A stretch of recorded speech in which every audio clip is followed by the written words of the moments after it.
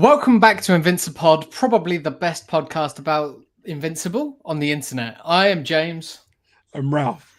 And I've just got home from work literally about 2 seconds ago. So I don't really know what's going on. And I've not podcasted in what feels like forever. Right. You, right before we jumped on, that was a different picture back there on that wall. Yep. I hit live. You went up, you switched it out, and then you came back. I was just thinking, I was originally going to hang it on a hook slightly higher than that. But then I realized there's a hook underneath it. And when I went to originally put it up there, I couldn't because there was a hook and it was just going to butt it against the wall. But looking at it now, I think it fits all right quite nicely. Yeah. Sort of in line with my head. It's a bit dark. I don't know if anyone can actually make it out. It is an Invincible print. So I thought, hey, we're back. We're doing our flagship show. We're doing Invincible. Let's put up a bit of art. There is clearly more art that I need to put up, but this room is starting to come together. My Empire Strikes Back Mondo poster is there. I've got my Sex Bob-omb band poster from 2010 there. Yeah, it's getting there. My Avatar: The Last Airbender print's there. It's coming together. I have this Green Lantern Hal Jordan that was drawn for me by Joelle Jones. Amazing. I'm not going to say why she gave it to me, but if you look, there's kind of a hidden Mickey behind her. Okay. Or cool. behind Hal. I think I've heard the story of why. Well, I guess I don't work there anymore. So so she, as a nice gift, she made this for me. Mm-hmm. And it has nothing to do with the fact that I signed her. You can't really see because of the glare, but that's a original Oscar Benzing BB-8. Nice. My friend Kevin Stone, or not Kevin Stone, Kevin Nelson photograph, and then of course my best signed Jar Jar picture. Absolutely, but, he is your best friend. And like all my Allred shit, and of course the glare, you can't see the Otley Madman, but it's next to the Allred Madman and these Allred pages and. It's again just one of those weird things, isn't it? Since the last time we podcasted together, we've both switched our backgrounds around. Yeah, I moved my dresser so that it makes it easier to get to my stuff.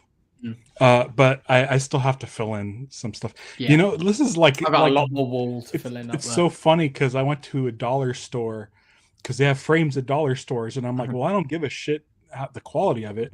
It just needs to fill in my background. So like I've slowly been just buying $1.25 frames and just throwing stuff in there. It looks fine. When we're done with this, I'm going to send you a photo because downstairs we've got a big wall that we've just filled with photos of us and Indy and Ellie and our friends and like everything. It looks really cool. I really like it. It's just an entire wall like scattered with pictures and stuff. They're all just cheap frames. You don't need expensive frames. Yeah. So like, I'm going to try to fill in this stuff and then get all this down here.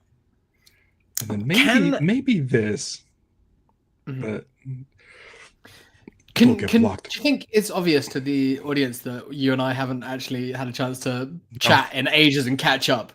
No. What was our last show we did? Andor. End of Andor, like the wrap up with everyone. It was like our big mega Andor wrap up. Yeah. How you been, Ralph? I've been good. Really, really busy. Yeah. Busy. busy. About a year ago, I started another podcast on my own called Called what? Whoa! Someone at the door.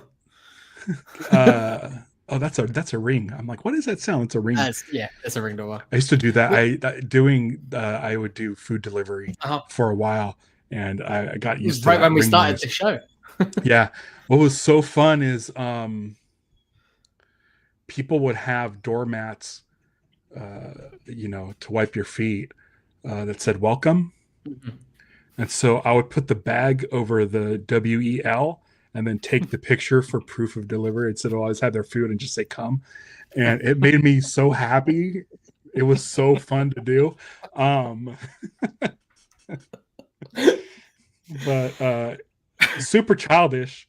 Yeah, I don't know if it has anything to doing do something with like that, though, them you locking have me to. out Well, of the yeah, app, and I yeah. can't Oh, do God, that anymore.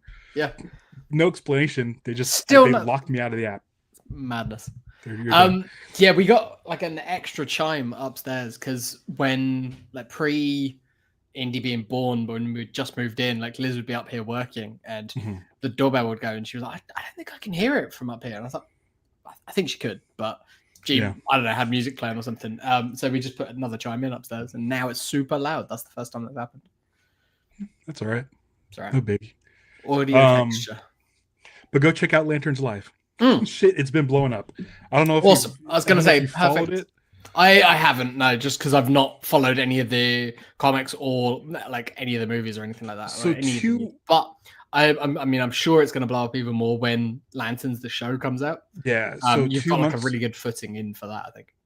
2 months ago, I was at 385 subscribers, which was great. Yeah. That was 2 months ago. Now I have like 4,200 subscribers. Holy shit. That's amazing. So it like fucking blew up like super fast. Great. Was that right around the time of Superman? A little bit. So that was going on. My friend Will, who is on the show frequently, he runs the Green Lanterns podcast. Mm-hmm. Started giving me advice on YouTube. He's like, dude, you should do shorts. And I said, listen, the reason I do live shows is because I could just pop in, knock it out. I don't have to do any editing. I just put the audio onto podcast feeds and I'm good to go. I don't want to put in any more effort. And he's like, well, with YouTube shorts, it doesn't matter. They don't like care about copyright. Okay. So if you want to grab like an interview with Nathan Fillion and post it on your thing, there's an agreement that shorts are too short for any company to like lose money off of. So I started doing that and like they just started blowing up. Like I think there's one with James Gunn that's like at 3 million views. That's amazing. And it's just helping to bring people to the thing. Yeah. And so like it blew up. And then on top of that, like the weekend of Superman, like all of my Nathan Fillion shit started getting views and stuff. And so like I was able to like monetize it. Shout out to Jeremy Kelly and to Vactor, who are both 99-cent subscribers, so they get the emojis and shit. And then like I haven't gotten a super chat over there, but people can do that. Usually they do that when it's like 1 billion people in the chat and they want to be shown, like they want to see. But right now, when like yesterday's show had 2 people in it, Kayla and Mark showed up, and so like they don't need to do super chats. But like I like created a shop, and the shop is integrated into my thing, and it's like just kind of been like it's been like a ton of fun. I think it's one of those things that like that's awesome. I'm so glad that you've done that for that, because it's something that you're super passionate about and you want to be doing that. Whereas I think we've always known that it's like, yeah, we could, if we did more effort, if we put in like shorts or God forbid fucking TikTok or anything like that, like we could probably like bring people to live action Star Wars or to Invincible or anything like that. But like, I don't think either of us really care to, because I like our Star Wars audience and I don't want the other people coming in really. Like, it's not that I want them like out there, but like the Star Wars fandom is huge. Yeah. And there's like no way we're going to catch up to anybody. And like, I don't really need Star Wars theories people coming over to my place like they did with Alex and Molly. Like, I don't need any of that shit. Any of that, no. But I'll tell you this, not a lot of Green Lantern dedicated channels out there. And so it makes it a little bit easier to move up. And what's great is, whoa, I just flashed. What's great is that the people I'm third. I'm the third highest Green Lantern. Amazing. I'll be the second, hopefully within the next couple weeks. That's the one channel I don't really care of because the guy's kind of a bigot, and you can tell. Okay. Well, there is a history of that with creators in the Green Lantern community. So almost everybody, like, of all like the 6 or 7 Green Lantern YouTube channels, like one of them I don't really care for, but I'm about to overtake him. And then the first is a really cool guy named Dan. And I'm, I'll probably catch up to him sooner or later, but it's one of those things where it's like Green Lantern's becoming big again. Yeah. The books are fucking amazing. Like Good. I'm planning on talking to the writer of the Green Lantern Corps in the Who's coming writing them now? weeks. Jeremy Adams. Okay, I don't know. Jeremy Adams. Yeah, he's just written a ton of stuff. Done some TV work. He did 2 episodes of Green Lantern the animated series. Okay, Really good ones too. cool. And so It's sort of like when Craig Kyle and Chris Yost were like just comic book writers. Now they're like just TV writers and stuff like that. It's like yeah, that sort of thing, but going the other direction. yeah, he's doing but he like does both like at Great. the same time. Love that. But he's just fucking knocking it out of the park on Green Lantern. Charles So I'm going to be Soule with interviewing his him. law career and writing Star Wars books. Right. So yeah, it's becoming a thing. It was really Will told me that I should get a TikTok. I did it for 2 weeks, got over 1,000 followers on there like really fast, and I was just like, I really just don't want to do this. So if I do a short on It goes up over YouTube, which I try to do on a weekly basis at least, Mhm. I'll just throw it up over there and I don't pay attention to it. But anything just to get people to the page. But I mean, I was talking with Jay Glatfelter from the Lost Podcast with Jay and Jack, and then also Geek That Life. Geek That Life, yeah. He came on to talk about an action figure that I got, the Superpowers Nathan Fillion Superman figure.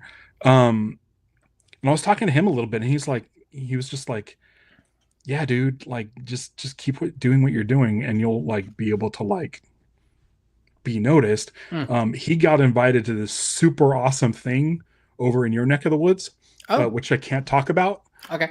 Because he told me in confidence, but yeah, fair. It was one of those things where it's like, well, when DC starts doing lantern shit, which they're going to be doing, I want to be the guy that they call you over. Want to be yeah. And so like, I was like, okay, I'll do shorts. I'll do TikTok, even though I'm not really. Are they doing a Ghostbusters TikTok. England?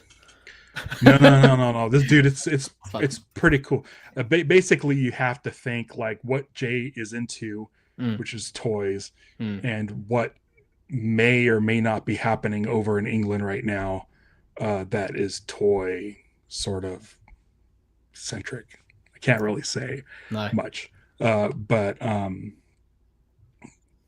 man, yeah, he had a really cool deal. There's a thing where he like went on set. They gave him a camera and said, shoot whatever you want, do whatever you want. You have free reign over this set. Wow. And then at the end of the day, return this camera. And then once we're ready to do the thing, we'll send you all the footage you shot. Oh, that's cool. That's really cool. So I'm like, still his footage, but like it's just on it's tape delay, basically. Phone. Yeah. So he can't take that with him back to the States and like leak stuff. Yeah. But it just sounds like the fucking coolest deal. If I can get to like a Green Lantern set or something, that'd be great. And then with the documentary Getting Lost, like I learned a lot about how to reach out to PR people, reach out to agents and stuff like that. Reached out to Nathan Fillion and was like, do you want to come on the show? Because it was when I hit like 1,000, I'm like, okay, I'm going to start reaching out to like serious people. No offense to like Johnny, who's been on the show, but like I kind of like people who are involved with the creation of the thing, not just fans of or friends. Yeah. But so they were like, he's done doing press for Superman, but we'll put you in our Rolodex and keep you posted for when he does anything else. And so as a positive reaction from PR people, like right. And so Peacemaker's coming around, I'll reach out to him and just say, hey, I want to touch base just in case he's doing press for Peacemaker. Yeah. And then if they say no, he's not, then okay, great. I'll contact you when Lanterns comes. Yeah. But doing that process and doing like those 80 interviews and stuff, like I learned how to communicate. Like don't sound like an idiot. Nice. Sound somewhat professional, but don't be so professional where you sound like you cold. Like you freaking copy and pasted some like thing. It should be personalized. Yeah. So have we got a time frame for Lanterns yet? They said early 2026, so it's soon. It's like 7-8 months. Yeah, that's cool. I'm assuming when they say early 2026 that means first quarter. Yeah, I would think so. Probably April at the latest. Yeah, I was going to say probably in the slot that Last of Us was this year. So yeah, like beginning of April. Yeah, that'd be great. Yeah. Yeah, and then I reached out to Damon. I sent Damon a copy of my copy of Getting Lost on Blu-ray. Thanked him. Okay. Oh, I cool. thanked him. I don't have another one on me. It's in the car. But I included a postcard that thanked him for being in the movie, and I wish Amazing. I knew he was doing Lanterns when we interviewed him, because I would have picked his brain. And then the postcard was a cover of a Green Lantern, classic Green Lantern cover postcard. Awesome. And then I wrote, "Thank you, signed Ralph," and then I put at Lanterns Life. So yeah, perfect, great. So there's been that. And it's just kind of been like it's cool because like Stevie's excited about it, and I'll give her updates. She'll ask about like, "Hey, where are you at?" Things have kind of slowed this week, but I'm really hoping to take over this other page soon. Cool. Because they're kind of like the premier like Green Lantern podcast that's been around forever, and they don't like it. Their favorite lanterns are the white guys. Of course they are. Which is fine, because my favorite lantern is a white guy. Yeah. That's all fine. But when you don't read an entire Green Lantern series, which is the best Green Lantern thing written in like the last like 15 years at least, and it's a new lantern, and they're a person of color, a woman of color. Yeah. And it's like, it's like, they're like, well, I don't like it because we already have enough Green Lanterns of Earth and this and this and this. And I'm like, okay, well, like if you read the reviews and they're fucking like off the chart, like stellar, also, you gotta check it out. I was gonna say, if you're gonna be doing a Green Lantern podcast, you kind of you should be like informed, educatedly informed, not just like bouncing a second opinion off of someone. It's like people we always say, like the Minox over in Star Wars community, who they'll trumpet an opinion without actually doing the work themselves. So I'll tell you this. So Green Lantern War Journal came out a while ago. This is a book I got at Bad Robot. They gave it to me because they were working on that Cape Crusader, the Batman or whatever it is, the animated series for Amazon. Great series. So we were in the Bad Robot offices around that time, and they just had like boxes of DC comics that were sent to them. And they said, "Hey, do you want anything?" And I said, "You got any Green Lantern in there?" She said, "Yeah, here." And she gave me this trade paperback of War Journal. And John Stewart book, yeah, it's a John Stewart book. And I read it, and I was like, "It's not great." It's not great. I just don't care for it. And I say that in my review. I said it's just I don't really care for it. It was fine. It was fine. And then I was at the bookstore with Stevie, and they happened to have volume 2. Okay. Which is, there's only 2 volumes. Okay. And Stevie bought it for me. It was $19.99, and I was like, I'm only spending so I got this for free. So basically I got these 2 for $19.99. Yeah. So I'm like, I'll check it out. Read this, did a review yesterday, loved it. Hey. Like so it's one of those things where it's like, I didn't need to do this, but it was because I was talking about that other guy not doing stuff because whatever reasons. Yeah. Like, you're a Green Lantern page, like you should probably cover like that Green Lantern thing that people absolutely love. And then I was like, shit, I should probably finish War Journal. Like, I'm a Green Lantern page. I need to go back and do stuff that you don't particularly enjoy The Mandalorian, but we still cover The Mandalorian and live action Star Wars. Right. It's part of the mandate. It's like we're called live action Star Wars. We're gonna cover it. Yeah. So there's a book that came out that's ongoing, like Elseworlds title called Absolute Green Lantern, which I read the first 2 issues, didn't care for, and then I'm like, getting like in general, getting like a lot of really good reviews and stuff. I'm seeing people talking about. And then I hear it. Books. I hear it too. I read the first 2 Green Lanterns. I said, I don't understand who this is made for, why this is made. So what I've been doing with that book is just like, hey, listen, as soon as the first trade paperback comes out, I'm going to read the story as a whole, because I don't think it works in a floppy, like a monthly thing. And so again, I decided, even though I don't care for how this started, I should cover it, and I think the best way to do it is wait for trades. Yeah. Whereas the ongoing monthlies, day of the day they come out, that's Wednesday Warriors. I have a review. Yeah. That's great. So I want. Is there anything today? Is there anything coming out today? No. This week is nothing. I can't. So, dude, I'm not. I did a Lanterns live. I did this yesterday because today I'm going to the Orange County Fair, which is Cool. not something I'm terribly excited about. But Okay. what I am excited about, I get to see Beck live. Oh, amazing. Yeah, he's got his tour going on now with like some sort of like live orchestra. So I'm Nice. like, I so I'm like saw. Beck with a live orchestra. That's like two of my favorite things. Yeah, I saw the Yeah Yeah Yeahs, a band. They were big in the mid two I thousands, I saw guess. them open for the Wipe Stripes. Amazing. Yeah, perfect. Yeah, yeah. So I saw them a couple of months ago. I don't know. Time doesn't mean anything when you've got a 4 month year old. Right. The Royal Albert Hall in London, which is like a very famous, Yeah, I amazing, wanna go there. incredible venue. It's my first time going there. And yeah, I saw them there, and they were doing stuff with a live orchestra and things. It was such a good show. I've seen Beck a couple of times, never like that though. That sounds amazing. Yeah, we'll see how it goes. Yeah, yeah. Because it was, I think, what was it, a year or two ago that you saw Beck? Yeah, it was at the same. I think it was a year ago. It was at the same venue Oh, cool. at the Orange County Fair. They have this huge amphitheater, and they opened. It was Beck and Phoenix. Yeah, I like. I really didn't know any Phoenix songs, Yeah. but the Beck songs were great. Yeah. I jotted down the playlist and Cool. then like created it on iTunes. Yeah, I did the same. So I'll probably do that tonight. But yeah, I don't know. Like it'll be weird because he's got this orchestra. I'm really curious. Yeah, I'm really like. I think that's the thing with an artist like that. It's like every time you see him, it's going to be something different. It's not going to be just the same show. Might play like a couple of the hits that you're always going to hear, but Beck's hits are so diverse and so weird and so different that just depends on the type of show that he's doing and what sort of stuff he's playing that night. Yeah, super cool. I'm very jealous. So that's today, you said? That's today. Oh man, that's awesome. And then I'm gonna try to figure out next week. Jesus Christ. I'm going up to Big Bear.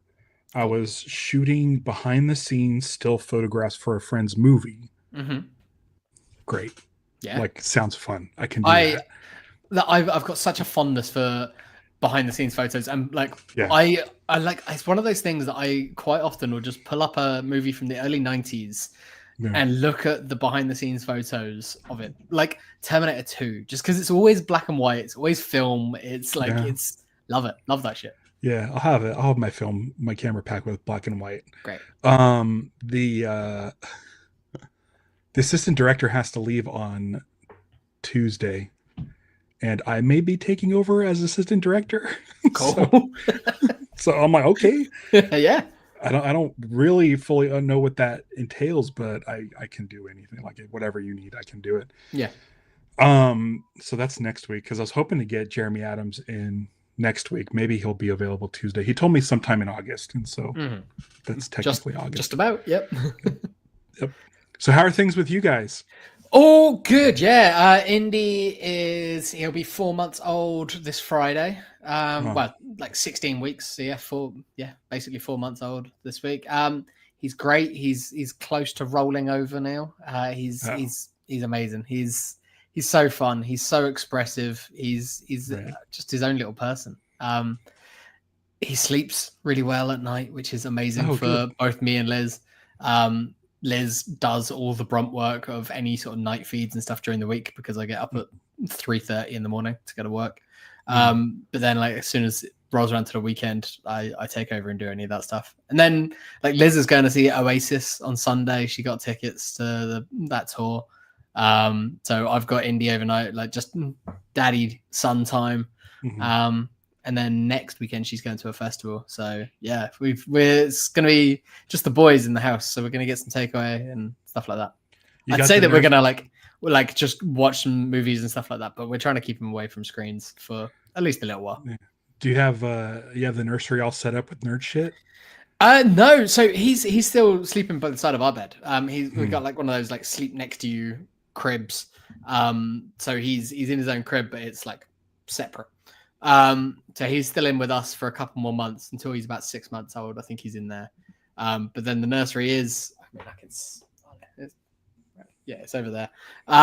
It is pretty set up. It's a lot of just shit in there at the moment. Of just like, we don't need this right now. Let's just dump it in there because we don't need that room for much. But we're getting close to needing it, so we'll have to clean it out and get it all set up. There's not too much nerd shit because when we moved in, The people that lived here previously, they had it set up as a nursery for their grandkid. Oh, okay. So we didn't really need to do too much.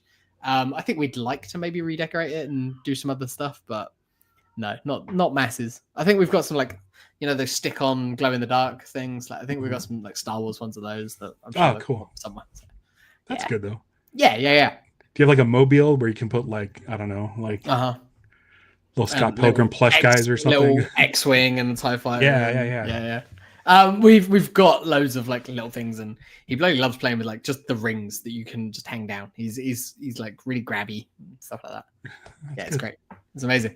But yeah, other than that, like that is there is nothing else. That is everything. Your top 10 tacos? No, he's still not on solids yet. He's not on solids yet. No, he eyes up my food. Did it? So yeah. Oh, he eyes up whenever we're eating anything, or I've got a beer in my hand or whatever. He's always just like, "What's that? I want it."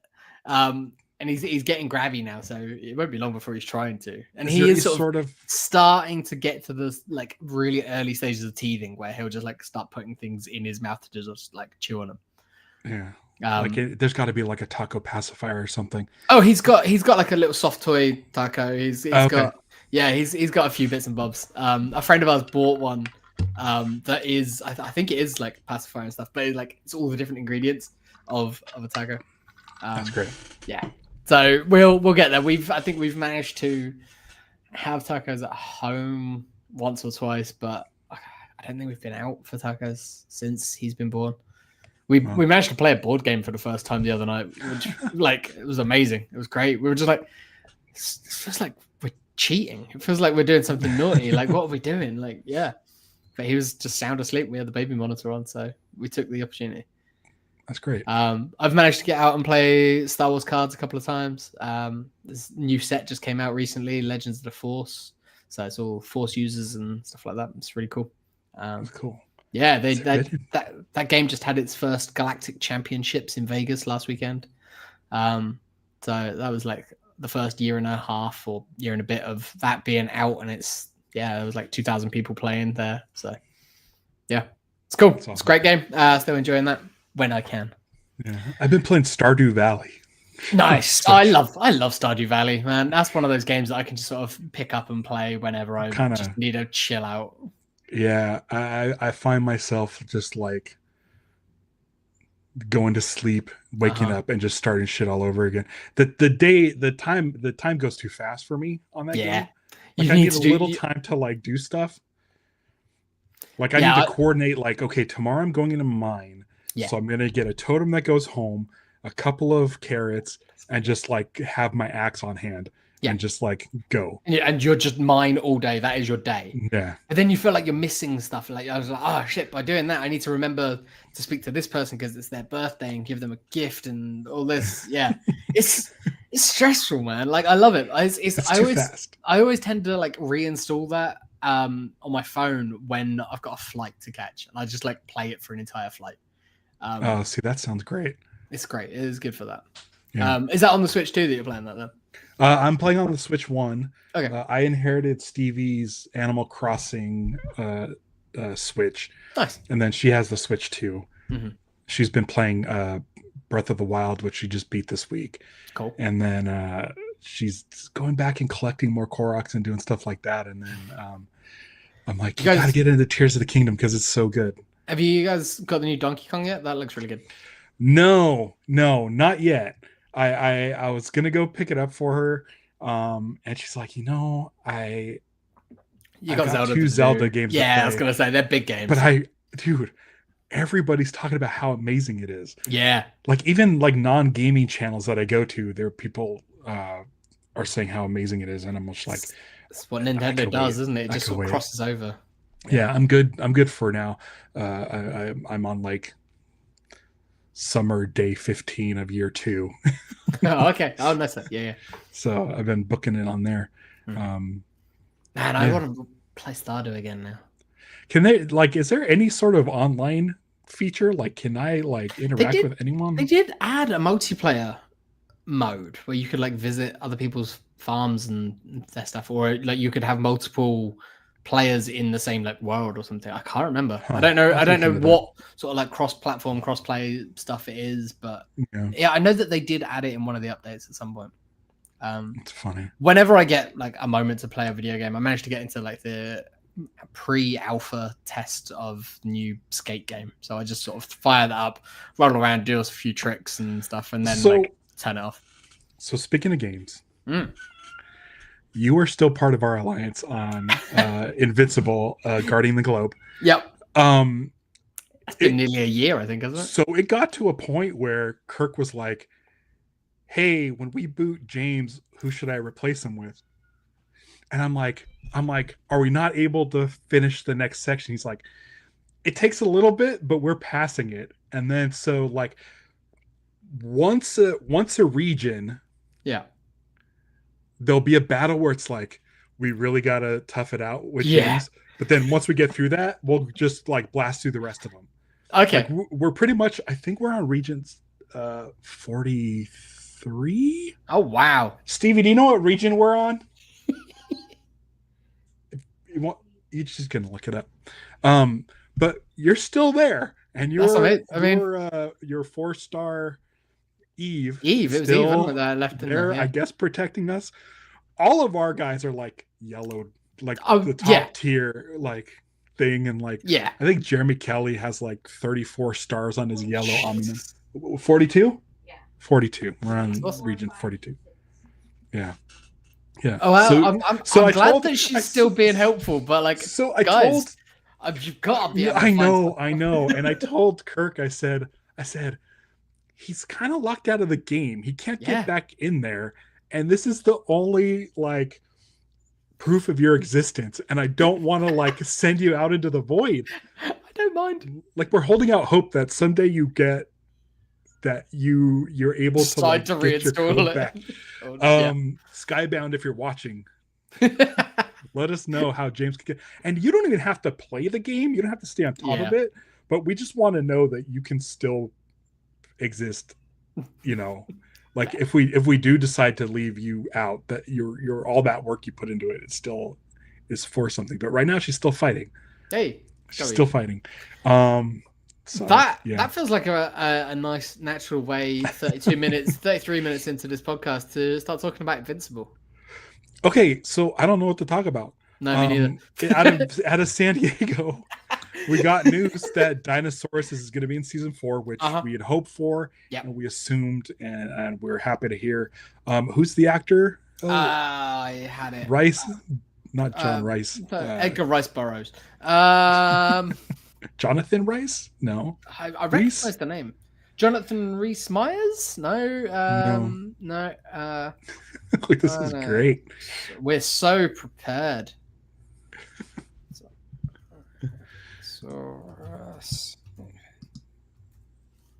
Sarah's watching it work on mute. I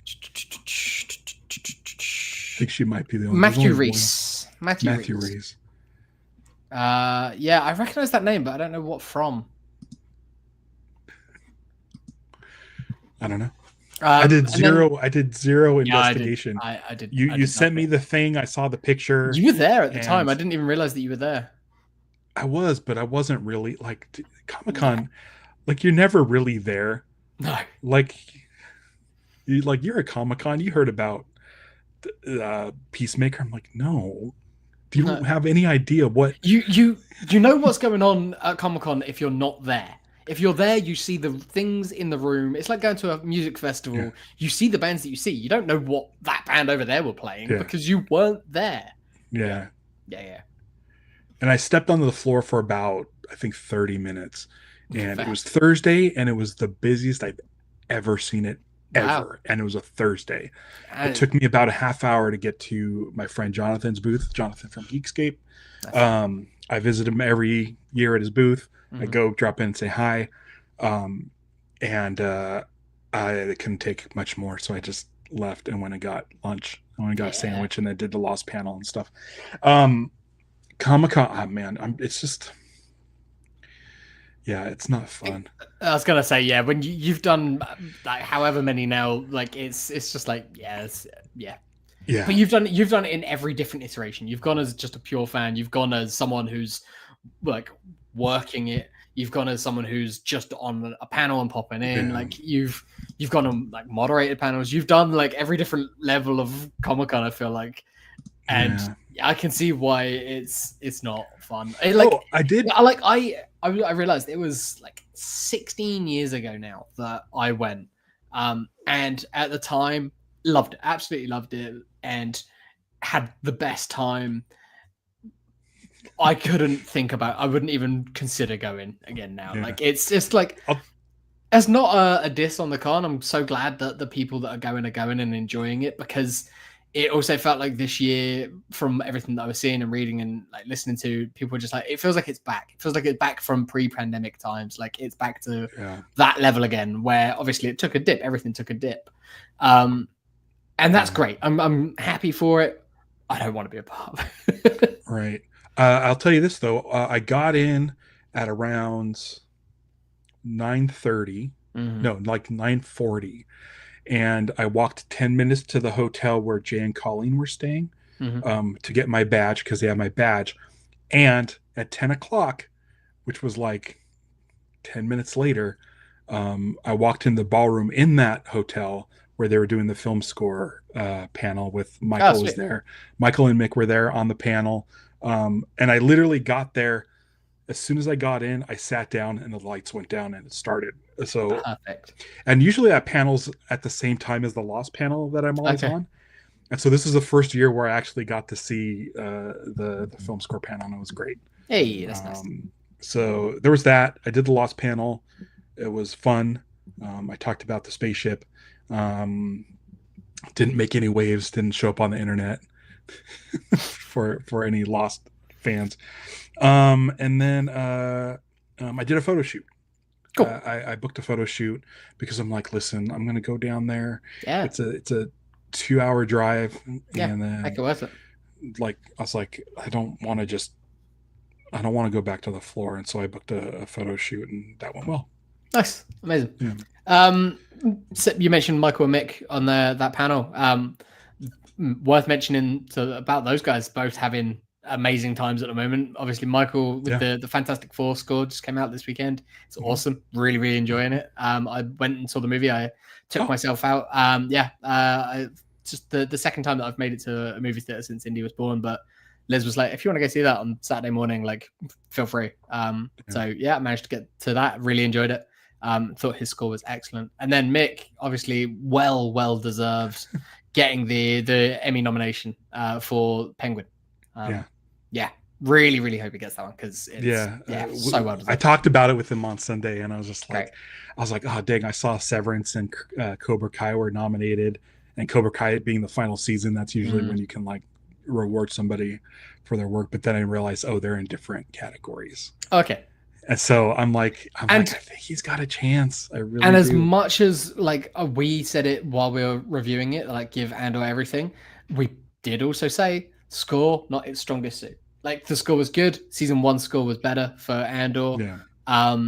And Andor can clean up all the awards that it's been nominated for. I would do think that the actors in that show were quite royally. I think the score might be nominated in a different category. Oh, is it? Okay. I think. I don't know. Okay. But it would be a different category because Mick is in a limited series as opposed to a full series. So fingers crossed. Yeah. Yeah. Perfect. Great. Yeah. So I'm excited for him. I can't wait. I can't wait. Yeah. Yeah. It's exciting. Super exciting.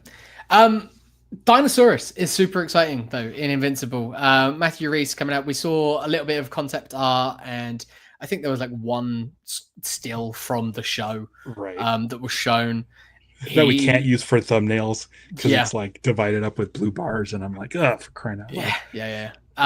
But he's Dinosaurus. He looks like he does in the comics. Not a surprise at all.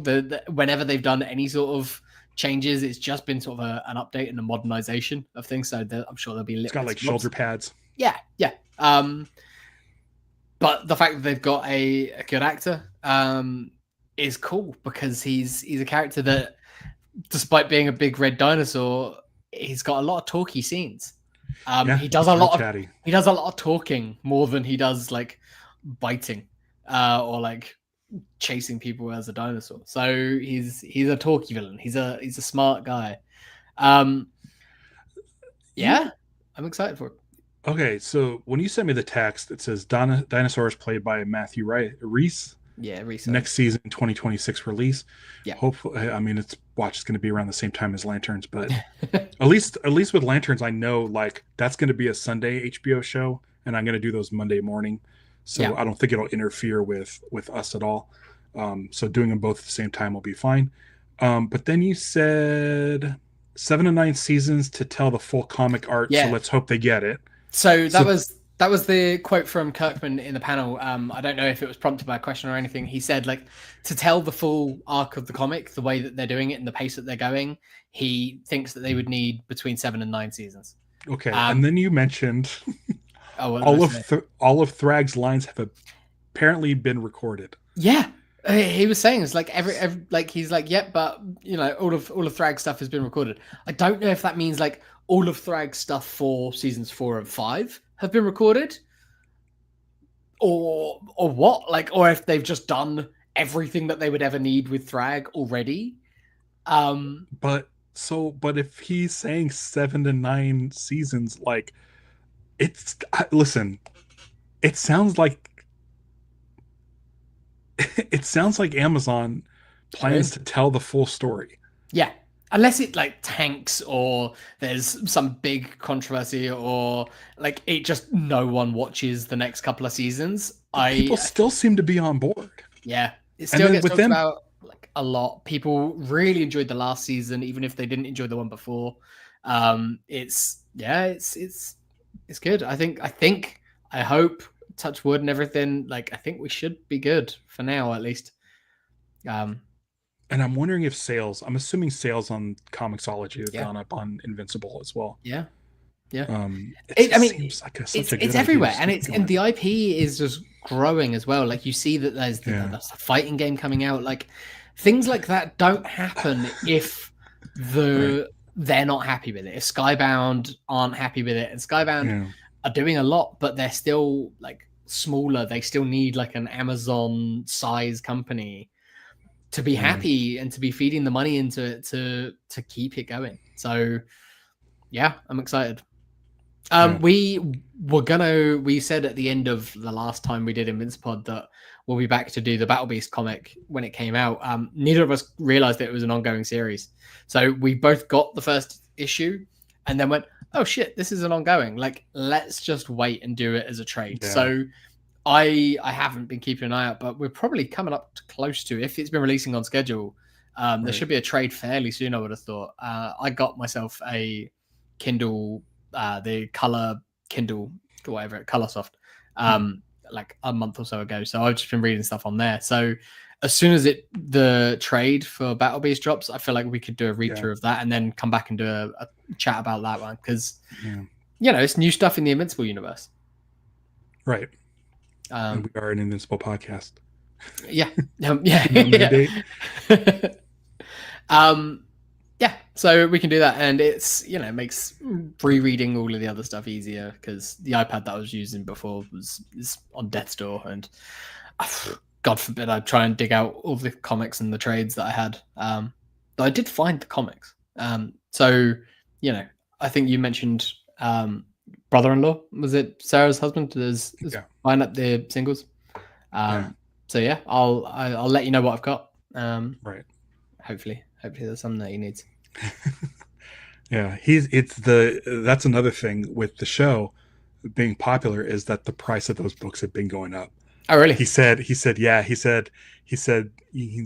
to be able to get these, but now they're like creeping up. But that's good. The stuff that I've got in singles is pretty much all the stuff from the next couple of seasons. It's all the Dinosaurus stuff. It's all of that. So great. Maybe I'm on for a winner here. Yeah, go for it. I just got to do something with them. It's just a lot of work, isn't it? Go grade them. Yeah. I'm not doing that. Let someone else do it. Yeah. Yeah, I mean, I don't have anything else to talk about Invincible wise. I think like it's exciting. It's knowing that they are coming next year is good. We hoped, but to get confirmation from Kirkman that he said next year, he didn't really give much more of a time frame. He did joke that what was it, season 5 would be in like 2043. But I think that's Kirkman being Kirkman and taking the mic because they all know what the gaps have been like in between seasons of the show. So. Well, it was really only that first and second season that were really, really bad. Yeah, and you look at something like a House of the Dragon or a Last of Us or any of the HBO shows, hell, any of the Disney shows, it's like most things take 2 years now. Like if it's prestige TV, which I would consider Invincible to be, it's 2 years between seasons isn't that rare anymore. Right. But it sounds like, I mean, we had Invincible this year. This year, yeah. So if it's like every January, February or whatever, yeah. like great. Perfect. I can deal with that. Mm-hmm. And it sounds like they're getting on top of things. Like they're probably already working on season 5. Well, I mean, they've got Thrag's lines already recorded, so yeah, Thrag gets pretty late into the run, right? He's like he's around for a while. It's like he's basically like the end boss, right? Mm-hmm. He's around for a while, so like the only thing I can think of is like I don't like they needed to get the casting in for some reason. I wondered that if it was. I think didn't we mention at one point like what if it's like Harrison Ian Ford? McKellen? Yeah, what if it's somebody like well, we should probably get all these lines. Yeah. Let's just go that in. So is that like even like Harrison Ford would be so good. Like Peter Cullen or something. Yeah. Like it's one of those things where it's like I don't know how old he is, but it's great he's on the show. But like if you have stuff you want to say, get it in there sooner than later. Absolutely. I mean, like it's only this year we've seen people start dropping like flies. So I'm wondering if like when they announce who's playing Thrag, which should be season 5, late, probably the end of season 5, early season 6. Pop up like he might even be a stinger in season 4, but like he'll definitely be in season 5. I think. Yeah. I don't think they would have even started recording his stuff if he doesn't pop up in season 5 at the latest, because we know that that's coming. We know that we're getting a season 5 at the very least. So like if they were recording lines for a character that they don't even know if they got greenlit, they're gonna announce it.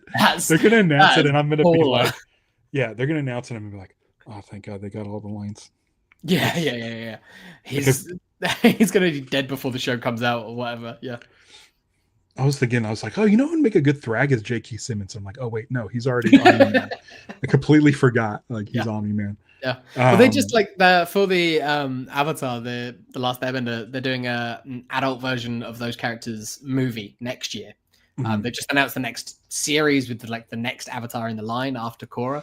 But they've got a movie with like Aang, Sokka, Katara, Zuko, and they've got Stephen Yen playing an older version of Zuko. Who was Dante Basco in the original series. Yeah. But in Korra, you've got J.K. Simmons playing Aang's son, and now you've got Stephen Yen playing an older version of Zuko. I'm just like, there is a cross section here of Avatarverse and Invincible people. Right. Just need Janet Varney in Invincible. Yeah. Oh, I'm sure she would be. She'd pop up. I'm sure she would. Yeah. I'm surprised she hasn't. Yeah. I'm wondering if I should start rereading, because I reread Invincible pretty much leading up to season 3. I wonder if I should continue doing that. I think we sort of said we'll do something, even if it's a case of rereading from the point that we are at in the show, maybe. Yeah. I want to get reacquainted with Dinosaurus a little bit. Like I know the big thing. Mm-hmm. I know the thing that happens. Yeah. But dude, like if it plays out like the books, like we're gonna get into cosmic Invincible soon. Can't wait. Because a lot of that happens immediately after Dinosaurus. So if we get Dinosaurus in like the first half of the season, they tend to do these like big bads for like half a season and then into it, even if it rolls from one season into the next. Like you you get a couple of major villains per like season. So We'll get into Bulletproof. yeah, exactly. Bulletproof, that like they built him up a bit more last season anyway. So Yeah, yeah, I feel like that stuff's gonna that'll happen. be fun. I'm looking forward to seeing Jay Farrow Yeah, doing get that more. stuff, Hmm. while Mark's away. Um, Man, Yeah, yeah, it's great. yeah, We didn't get a standing Wolfman announcement or anything like that, but you never know. no, I'm still gonna hold out hope that we get that somewhere down the line. Um, yeah, he's in the show though. He's in the show. Brit's in the show. yeah. Tech Jacket's in the show. So the gang's all here. It's just what they want to do with them, whether they want to spin them off or whether they just want to focus and do Invincible. I thought I saw an interview with Kirkman and bringing up stuff like Savage Dragon and Spawn and how it's a little tough to bring Right, those people in, but yeah. I'd love to see it. I'd love to see like especially Savage Dragon. Like Savage Dragon, for I some feel like reason he Larson feels like feels he like belongs. yeah, He definitely. belongs in this. Definitely. Spawn's always like a fun one because it's an image comic and he's Yeah. just there, but he never has much to do. Whereas Savage Dragon had lines in Invincible, like early on, especially like he is a character, and Invincible popped up in Savage Dragon as well. So Yeah. like there's a lot more crossover there. I have that on my brother-in-law graded that for me. I think it's over in the corner. That's cool. But do you remember Savage Dragon did the Obama issue? Yeah. And it like sold like 1 billion. Mm-hmm. I was working at the shop at the time, and if you got like so many of the Obama covers, you got the variant cover, Mm-hmm. which was Madman. Oh, amazing. Madman was on the cover with Savage Dragon. We got exactly 2 copies at my shop because there was one person who had a standing order for Savage Dragon, and then we had one for the shelf. Yeah. Yeah, that's usually how it went. Yeah. I mean, I don't know, it's different over here in the States, but the owner of the comic shop I worked at had a little bit of foresight. And he's like, these are going to be big. Watch. Yeah. And he got a lot. Doesn't matter what like, the comic is. He got just... a lot. And I said, hey, listen, you bought so many. Can you get a couple of the Madman covers? He's like, yeah, sure. He's like, but you got to pay like. I think it did a premium on it. I think I bought it for like $10 or something. It's fine. Yeah. But it was like man. And then the other one he got was like the 20. Have worked in a comic book shop where the owners had foresight instead of chased.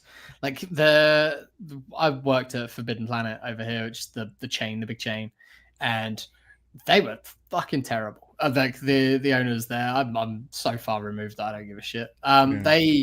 They're just not good people, and they weren't like at one point in time, probably like the late 70s and 80s, they might have been like had their finger on the pulse of like what was going on, but by the mid 2000s, they were so far removed that if something was popular, you knew damn well that it was going to get a window display the following month or like 3 months later. They would never like listen to their employees who were like steeped in that stuff. Who would be like, "This is going to be big. We should be pushing this like in the build up to this, like anything like that." Like it got to the point at my place where I was doing the orders. Yeah. So what I would do is I'd go through previews, do the orders, give them to the owner, and he'd look. And he'd go through real quick, and then he called me into his office. He's like, "Okay, what's the deal with this?" I said, "This is blank and blank." He's like, "Oh," he's like, "Okay, perfect." Because he would just look and see, like, why did you order like fucking 7 issues of Fathom? And and I said, because there's the one guy who comes in and collects every Fathom cover, and these 7 are all individual different covers. And it's always Fathom, wasn't it? Like, okay, there's always a guy. There's always that guy. Yeah. And it was one of those things where it was like I started understanding, and he would see that, and he's like, "Oh, you know what? Order 2 of each because." People just want the covers because it's a girl splashing around in a bikini. Yeah. And so it was. The hack and slash as well, like that. Hack slash. Yeah. That was the type.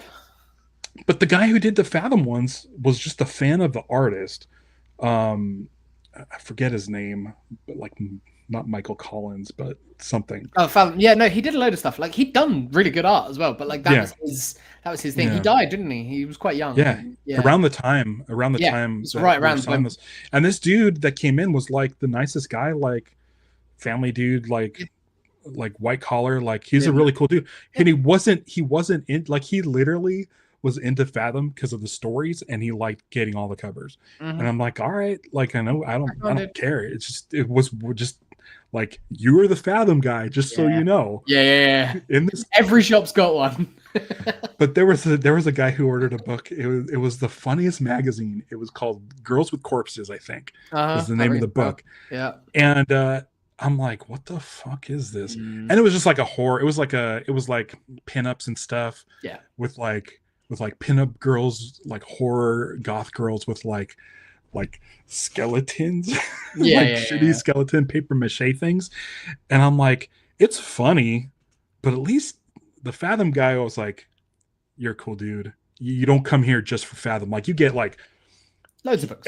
every week he had at least like 30 books to pull, Yeah. and just he also got Fathom. Yeah. So it was, but the Girls with Corpses dude was like the weirdo, Yeah. like big boob statues and stuff guy. I sold some of my comics. Liz was doing a car boot sale, which is like the most British thing in the world. We were doing one of those a few months ago, and I took along just all my boxes because I was like, "Fuck, I'll sell everything for like £1 each." And like there was people who knew comics, they were coming by. There was people who just had kids, and they were like, "Cool, what can we get?" And I was showing them some bits and bobs that would be appropriate. And then we had just one guy come over and he's like, "You got anything like real violent? I just want violence." I was like, I mean, I can't. It's like not a genre. No, and it was just like, yeah, I just like real bloody like violent stuff, yeah. And I'm like, Hand him no, Invincible. sorry. I mean, I showed him.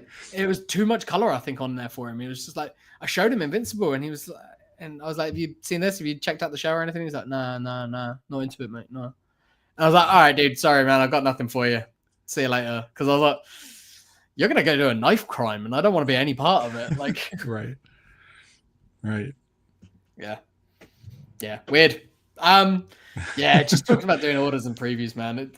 I'd say it makes me nostalgic. It just brings me back to a time and a place. I don't know if I'm nostalgic for it, but Right. it does bring me back to a time. Hey, listen, thumbing through previews is fun. It was fun. It's really was fun. Yeah, it ruined reading comics for me, but it was fun. Yeah. Yeah. Oh, I never read the synopsis, but Kirkman at the time, They were the best. him and Ollie were like just like I didn't give doing a these fuck. spoiler images on the pages, on the covers, but they had nothing to do with the book. No. Like the one I remember seeing is like, it was like Eve and Duplicate on a couch with their kids playing with blocks and stuff on the thing. And then when did your orders arrive? Because ours always came on the Tuesday. Like when, because we were close enough to Diamond. Well, not super close. We're about 45 minutes from Diamond. So it got to the point where I was also picking up the stuff. So I would leave on Tuesday about like 3 p.m. in the van, drive to Diamond in where's the King's Hawaiian? What city? Torrance. Drive to Torrance from Anaheim to Torrance. Like a 45-minute drive. Just load up all our boxes, get back to the shop around 5-ish, 5:30, and just start stocking the shelf after the store was closed. That was Tuesdays. Okay. And then I would find the best copy of mine, set it aside, put it in my box. That's how I got the Madman cover. That's how I got like Blackest Night variants, which I sold all of my Blackest Night variants. Yeah, I did. I sold them with Walking Dead and everything. Like, and just like doing like, and it was like there was a lot of aspects to the job that I absolutely hated, but there was some stuff where I was like, man, this is kind of cool. It's kind of. I enjoyed that stuff. I worked every Wednesday for like the nearly 10 years that I was there or whatever it was. Like, and it was never a problem. Like, I always enjoyed doing it. Yeah. I did a fucking lot for that shop too. Yeah. Like I forgot that I was the one like filling out the diamond orders and going and picking them up. Yeah, I didn't have to pick them up. Ours were delivered, obviously, like because I don't know where they were distributed from. I guess London, and then. But it let us get them to the point where it saved him a bunch of money on shipping because it's just like boxes and boxes, and we're getting like statues from them and stuff. Yeah. And it was, but yeah, I mean, I was doing all of it. Probably should have got paid more. Yeah, that's retail for you, baby. Yeah. Yeah, small business retail too. Well, yeah. At least you were like working for a small business, not a chain who now are just a publishing house. Yeah, but like also like don't take advantage of your. Yeah, no one should do that. Dudes. Yeah. At least I was on the clock for that stuff. There was some off the clock stuff where I'm just like, dude, what am I doing? Yeah, why am I doing this? Yeah. Why am I at your house loading up a television onto your van? The fuck? He's like, hey, I'm clearing stuff out. I assumed he needed stuff for the shop. Yeah. It turned out I was loading his van so they can move some of stuff to his like new cabin that he bought. I'm like, yeah, no. I get paid for this. Yeah. Why is this happening? So there was ups and downs, but like that shit was fun. Like, like going to Diamond and picking stuff up and them knowing who I was and just like poking my nose around Diamond. Like, that's great. Yeah, it's great. All right, man. Comics. Comics are fun. It's been nice reading more comics. I gotta get out of here because we've been going for an hour, and I'm gonna go see Indy and say hey to Liz and Indy for us. I will do. I think they're probably still outside. Keep sending Stevie videos and pictures and stuff. She always shows me, and that makes me happy.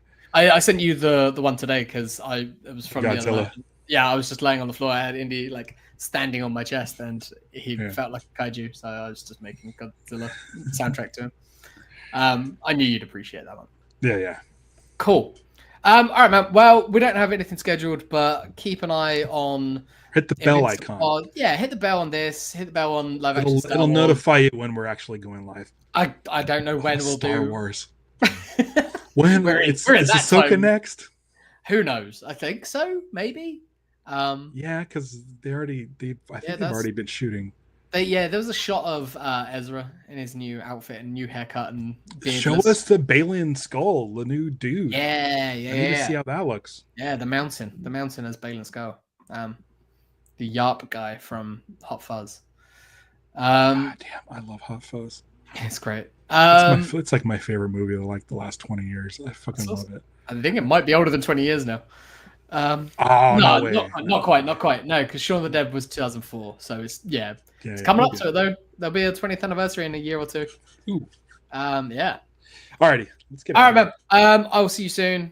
Thank you, anyone, for watching this, and we will see you soon. Do I end this in a way?